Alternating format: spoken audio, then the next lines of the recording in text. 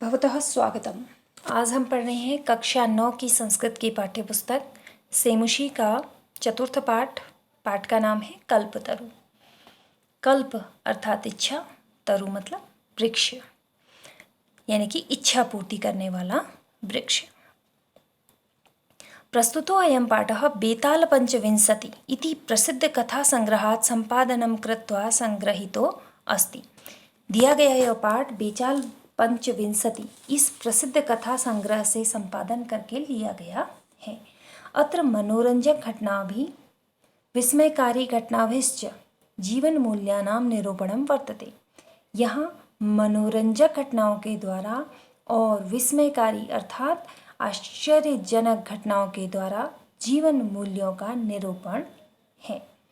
अस्यां कथायां पूर्वकालतः एव स्वगृहोद्याने स्थितकल्पवृक्षेण जीमूतवाहनः लौकिकपदार्थान् न याचते।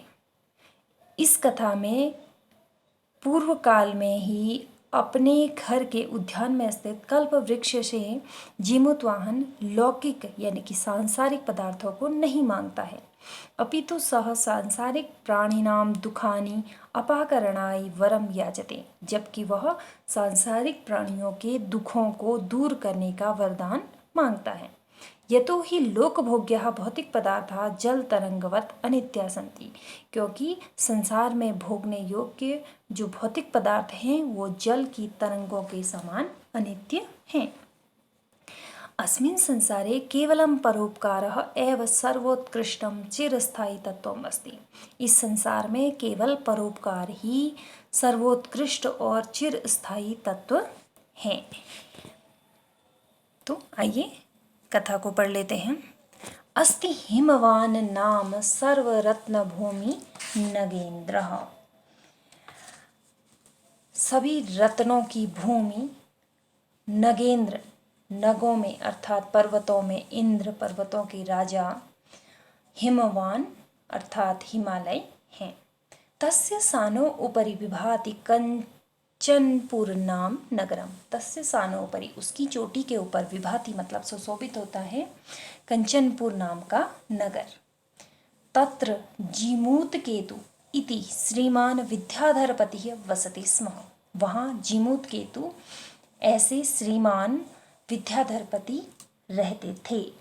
तस्य गृहोद्याने कुलक्रमागतः कल्पतरुः स्थितः। तस्य गृहोद्याने उनके घर के बगीचे में कुलक्रमागतः कुलक्रम परंपरा से प्राप्त कल्पतरु इच्छा पूर्ति करने वाला वृक्ष स्थित था। सह राजा जीमूतकेतुः तं कल्पतरुम् आराध्य तत्प्रसादात् च बोधिसत्त्वां संभवं जीमूतवाहनं नाम पुत्रं प्राप्नोत्। सह राजा वह राजा जीमूतकेतु तम कल्पतरुम् आराध्य उस कल्पतरु की आराधना करके तत्प्रसादात उसकी प्रसाद से उसकी कृपा से च और बोधिसत्वा अंश बोधिसत्व के अंश से संभव अर्थात उत्पन्न जीमूतवाहनम नाम पुत्रम प्राप्नोत। जीमूतवाहन नाम का पुत्र प्राप्त किया। सह जीमूतवाहनः महान दानवीरः सर्वभूतानुकंपी च अभवत्। वह सह जीमूतवाहन वह जीमूतवाहन महान दानवीरः महान दानवीर और सर्वभूतानुकंपी अर्थात सभी भूत अर्थात प्राणियों पर अनुकंपी अर्थात दया करने वाला अभवत हुआ। वह जीमूतवाहन महान दानवीर और सभी प्राणियों पर कृपा करने वाला हुआ। तस्य गुणैः प्रसन्नः स्वसचिवैश्च प्रेरितः राजा कालेन संप्राप्त यौवनं तं यौवराज्ये अभिषिक्तवान्। तस्य गुणैः प्रसन्नः उसके गुणों से प्रसन्न होकर ससचिवैश्च प्रेरितः और अपनी मंत्रियों से प्रेरित होकर, सचिव अर्थात मंत्रियों से प्रेरित होकर, राजा कालेन संप्राप्त यौवनम समय के साथ संप्राप्त मतलब प्राप्त होने पर, यौवनम मतलब यौवन अर्थात उसके युवा हो जाने पर, तम उसको यौवराज्य अभिषिक्तवान युवराज के रूप में अभिषिक्तवान अर्थात अभिषेक किया। कदाचित् हितैषिणः पितृमन्त्रिणः यौवराज्ये स्थितं तं जीवोत्वाहनम् उक्तवन्तः। कदाचित कभी हितैषिणः हित चाहने वाले पितृमंत्रिणः पिता और मंत्रियों ने यौवराज्ये स्थितम युवराज के रूप में स्थित हो जाने पर तम जीवोत्वाहनम उस जीवोत्वाहन को उक्तवन्तः कहा। युवराज यो अयं सर्वकामदः कल्पतरुः तवोद्याने तिष्ठति सः तव सदा पूज्य। यो अयं जो यह सर्वकामदः सभी कामनाओं को देने वाला अर्थात पूर्ण करने वाला कल्पतरु तव उद्याने तुम्हारे उद्यान में तिष्ठति स्थित है सह तव सदा पूज्य वह तुम्हारे द्वारा सदा पूज्य अर्थात पूजनीय है। अस्मिन् अनुकूले स्थिते सति सक्रो अपि अस्मान् बाधितुं न शक्नुयात् इति। अस्मिन् मतलब इसके, अनुकूले स्थिते अनुकूल होकर यानी कि इसके इस पेड़ के अनुकूल होकर, सक्रो अपि सक्र कहा जाता है इंद्र का पर्यायवाची है, तो इंद्र भी अस्मान मतलब हमें बाधितुम न शक्नुयात् बाधा नहीं पहुंचा सकता है इति ऐसा। एतत् आकर्ण्य जिमुत्वाहन अचिंत्य। आकर्ण्य का अर्थ होता है सुनकर, एतत् आकर्ण्य यह सुनकर, जिमुत्वाहन अचिंत्य जिमुत्वाहन ने सोचा, अहो ईदृशम् अमरपादपं प्राप्यापि पूर्वै पुरुषै अस्माकं तादृशं फलं किमपि न प्राप्तम्। अहो अर्थात अरे, ईदृशम इस प्रकार के अमरपादपम अमर पेड़ को प्राप्य धन अपि प्राप्त करके भी पूर्वै पुरुषै पूर्व पुरुष यानी कि पूर्वजों के द्वारा अस्माकं हमें तादृशम उस प्रकार का फल किमपि न प्राप्तम कुछ भी प्राप्त नहीं हुआ है। अरे इस प्रकार के अमर पादप को यानी कि अमर पेड़ को पाकर भी पूर्वजों के द्वारा हमें उस प्रकार का फल कुछ भी नहीं प्राप्त हुआ। किंतु केवलम कैश्चिद एव कृपणै कश्चिद अपि अर्थः अर्थितः। किंतु केवल कुछ कृपणाएं मतलब कंजूसों के द्वारा कश्चित अपि कुछ अर्थः अर्थितः धन ही प्राप्त किया गया। अर्थ का अर्थ होता है धन, अर्थितः प्राप्त किया गया। तद अहम अस्मात् कल्पतरोः अभीष्टम साधयामि इति। तद अहम तो मैं अस्मात् इस कल्पतरोः कल्पतरु से अभीष्टम साधयामि अभीष्ट सिद्ध करूँगा इति ऐसा।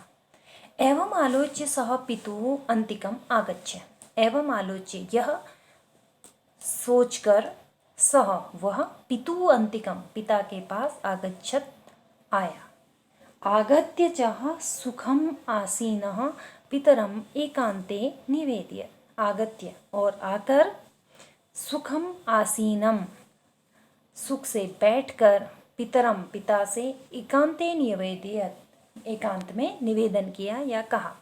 तात पिता त्वं तो जानासि एव तुम तो जानते ही हो यद अस्मिन् संसार सागरे कि अस्मिन् संसार सागरे इस संसार सागर में आशरीरम शरीर रहने तक इदम सर्वम धनम यह सभी धन विचिवत चंचलम तरंगों के समान लहरों के समान चंचल है। एकः परोपकार एव अस्मिन् संसारे अनस्वरः यो युगान्तपर्यन्तं यशः प्रसूते। एकः परोपकार एक परोपकार ही अस्मिन् संसारे इस संसार में अनस्वरः जो कभी नष्ट नहीं होता है, यो जो युगांत पर्यंतम यशः प्रसूते युगों के अंत हो जाने के तक यश फैलाता है।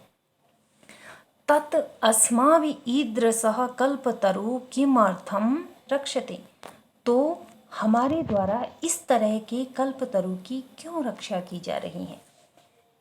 यश्च पूर्वैर इयं मम इति आग्रहेण रक्षितः ते इदानीं कुत्र गता। यस्य जिनके द्वारा पूर्वै इयं जिन पूर्वजों के द्वारा मम मेरा मेरा इति आग्रहेण इस आग्रह के साथ रक्षितः इसकी रक्षा की गई। ते इदानीं कुत्र गता, ते मतलब वे, इदानीं मतलब अब, कुत्र गता कहाँ गए। तेषां कस्या अयम, तेषां मतलब उनका, कस्या कैसे, अयम यह उनका कैसे हुआ। अस्य वा के ते, उसके ये कौन है। तस्मात् परोपकारैक फल सिद्ध्यये त्वद् आज्ञया इमं कल्पपादपम आराधयामि। तस्मात् तो परोपकार के फल को सिद्ध करने के लिए तव आज्ञया आपकी आज्ञा से इमं कल्पपादपम इस कल्पपादप से आराधयामि आराधना करता हूँ।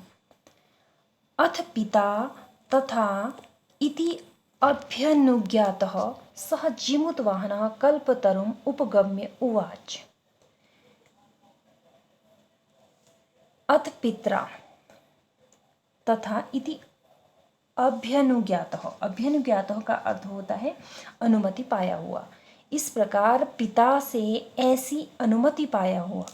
सह जीमूतवाहन वह जीमूतवाहन कल्पतरुम उपगम्य, कल्पतरु के उपगम्य, उप मतलब समीप, गम्य मतलब जाकर, उवाच मतलब बोला। इस प्रकार पिता से ऐसी अनुमति पाया हुआ वह जीमूतवाहन कल्पतरु के पास जाकर बोला, देव त्वया अस्मत् पूर्वेशाम अभीष्टा कामा पूरिता। त्वया मतलब तुम्हारे द्वारा, अस्मत् पूर्वेशाम हमारे पूर्वजों की, अभीष्टा कामा पूरिता, अभीष्ट कामा मतलब इच्छाओं को, पूरिता पूरा किया गया। तत् मम एकम कामम पूरयम, तो मम मतलब मेरी, एकम कामम एक इच्छा पूरी करो। यथा पृथ्वीम अदरिद्राम पश्यामि तथा करोतु देव इति। यथा मतलब जैसे, पृथ्वीम मतलब पृथ्वी को, अदरिद्राम अदरिद्र, दरिद्र का मतलब होता है निर्धन, अदरिद्र मतलब धनी अर्थात संपन्न। जैसे पृथ्वी को अदरिद्र यानी कि संपन्न, पश्यामि मतलब देखूं, तथा करोतु देव वैसा ही कर दो देव, इति ऐसा। एवं वादिनी जीवूतवाहने त्यक्तया एषो अहम यातो अस्मि। एवं वादिनी जीमूतवाहने, जीमूतवाहन के इस प्रकार कहने पर, आपके द्वारा छोड़ी गई मैं यातो अस्मि, यातो मतलब जाता हूँ, अब आपके द्वारा छोड़ा गया मैं अब जाता हूँ। इति वाक ऐसे शब्द, तस्मात् तरो उद्भूतः उस तरो अर्थात उस पेड़ से, उद्भूतः मतलब उत्पन्न हुए या कहे गए। क्षणेन च स कल्पतरु दिवं समुत्पत्य भुवि तथा वसूनि अवर्ष्यत् तत् यथा न कोऽपि दुर्गतः आसीत्। क्षणेन क्षण भर में ही, सह कल्पतरु वह कल्पतरु, दिवम समुत्पत्य अर्थात दिवम का अर्थ होता है आकाश में, समुत्पत्य उछलकर, भुवि पृथ्वी में, वसूनी अर्थात धन की, अवर्ष्यत वर्षा की। क्षण भर में ही उस कल्पतरु ने स्वर्ग में जाकर पृथ्वी पर धन की वर्षा की। यथा न कोऽपि दुर्गतः आसीत्, जिससे नहीं कोई भी दुर्गत यानी कि निर्धन नहीं हुआ या रहा। ततः तस्य जीमूतवाहनस्य सर्वजीवानुकंपया सर्वतः यशः प्रथितम्। ततः तस्य तब उस जीमूतवाहन की, सर्वजीवानुकंपया सभी जीवों पर, अनुकंपा यानी कि कृपा से, सर्वत्र सभी जगह, यशः प्रथितम यश प्रसिद्ध हो गया या यश फैल गया। तो ये कल्पतरु की कथा थी। आशा है आपको कथा समझ में आई होगी। धन्यवाद।